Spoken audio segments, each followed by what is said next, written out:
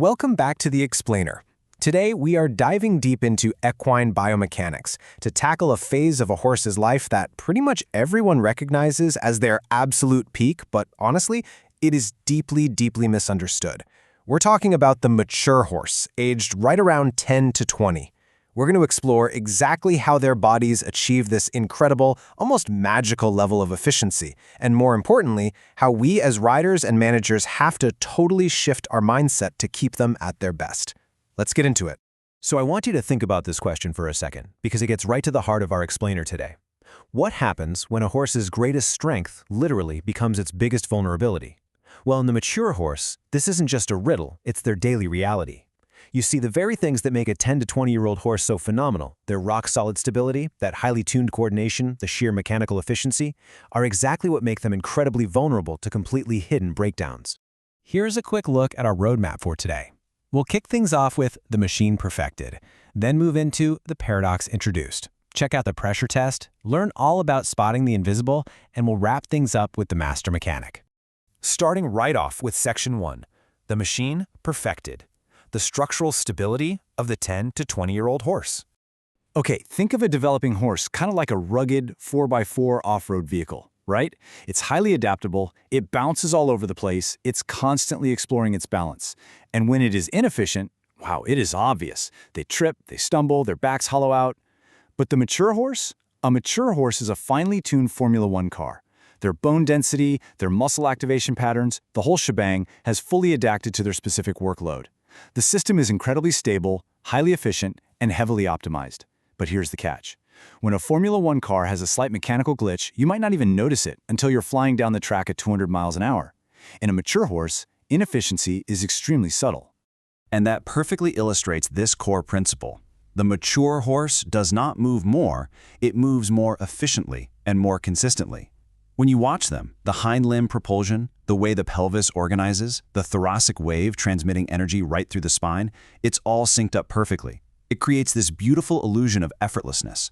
Force just flows through the body instead of getting fragmented. But keep in mind, operating at that extreme level of efficiency means the horse is often running right on the razor's edge of its mechanical limits.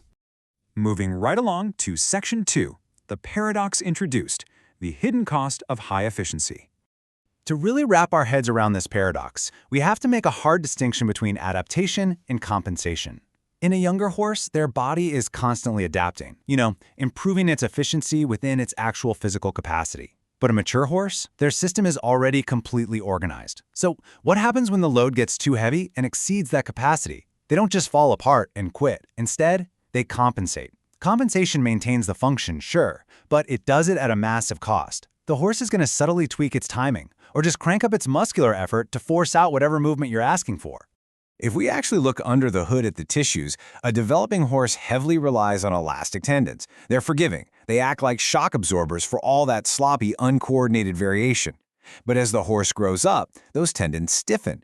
Now, this increased stiffness is an absolute game changer for energy storage and release. It makes their movement incredibly economical. But stiff tendons are highly intolerant of sudden deviations. The margin for error basically vanishes. They manage variation through pure precision now, not bouncy elasticity. So, overloading this stiff system, it becomes an invisible threat. Let's move to Section 3, the pressure test, how specific disciplines stress the mature system. Every single sport asks a different question, right? And they uniquely test the limits of this machine. In dressage, you're demanding precision and repetition. The danger there is the horse becomes so totally reliant on those fixed patterns that they progressively lose their natural variability. Show jumping? That's all about peak force and dynamic coordination. The risk shifts entirely to the cumulative stress of those massive impacts, especially overloading the forelimbs when they land. Racing demands sustained repetition at sheer speed, which risks taking a slightly suboptimal stride and permanently locking it in simply because the nervous system stabilizes whatever gets repeated most. And eventing? It demands crazy adaptability across mixed challenges, which can easily trigger inconsistent coordination when the horse tries to rapidly switch gears between all those different mechanical demands. So, what does this actually mean for us? A mature horse's system rigidly adapts to whatever demands it experiences most often. It gets incredibly good at its day job, drastically improving efficiency, but it completely loses mechanical flexibility outside of that specific box. They become completely pattern-dependent. Which brings us to Section 4, spotting the invisible, how dysfunction hides behind maintained performance. Let's just trace this incredibly sneaky feedback loop step by step. Step 1. The load exceeds the horse's optimal capacity. Maybe they're tired. Maybe the exercise is just a bit too tough. Step 2. You get this tiny, subtle disruption in their biomechanical timing. Just a tiny hiccup. Step 3. The horse wants to do the job, so it compensates to maintain the movement. Step 4 is where we really run into trouble. Continued performance reinforces that new, flawed pattern. And finally, Step 5, pattern fixation. The nervous system literally rewires itself to make this new, exhausting, flawed pattern the permanent default. This whole insidious process is called system drift.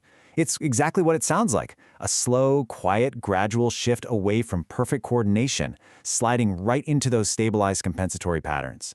And the reason system drift is so dangerous is because there's no alarm bell. There's no dramatic point of failure. Your horse doesn't suddenly go lame. They just quietly start relying more and more on brute effort instead of that beautiful biomechanical efficiency. Which really hits the nail on the head for this next point. In the developing horse, inefficiency is obvious. In the mature horse, inefficiency may be subtle but significant. You cannot look at a 15-year-old horse the same way you look at a 5-year-old. Spotting trouble requires a hyper-observant mindset. You aren't looking for a major trip or a stumble. You are looking for a 1% drop in the fluidity of their spine. That leads us nicely into our final part, Section 5, the master mechanic. Managing the highly tuned system. To really succeed with a horse in this age bracket, you have to completely flip your perspective. The old paradigm was all about building the horse, creating coordination, pushing for maximum output, forcing new patterns. But your mature horse, they're already built. You have to embrace the new paradigm, protecting the horse. Think of yourself as a master mechanic now. Your entire focus needs to be on managing the load, restoring their baseline coordination after a hard ride, and actively preserving their adaptability so they don't get stuck in a rut. So, as the master mechanic, what are the warning lights on your dashboard? You need to watch like a hawk for these early indicators of dysfunction. Listen for the tiniest, subtle changes in rhythm. Notice if it suddenly takes way more leg or spur to get the exact same movement you got for free last month. Watch for slight asymmetries that start sticking around instead of vanishing after a warm-up. Or maybe they just suddenly feel stiff or resistant in certain conditions. Guys, these are the whispers of system drift. If you see those warning lights flashing, how do you intervene? Your goal is restoring coordination, not imposing forced physical change.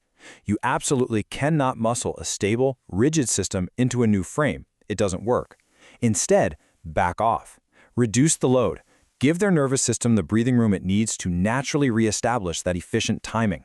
Only after that happens do you start progressively adding the load back on. Let this really sink in for a moment. Management of the mature horse is the management of precision under load. It isn't about endless cardio anymore. It isn't about building brute strength. It's 100% about preserving that delicate, beautiful coordination of their biomechanical machine while you are asking them to do incredibly hard things. And that brings us to the end, but I want to leave you with this final provocative thought to chew on.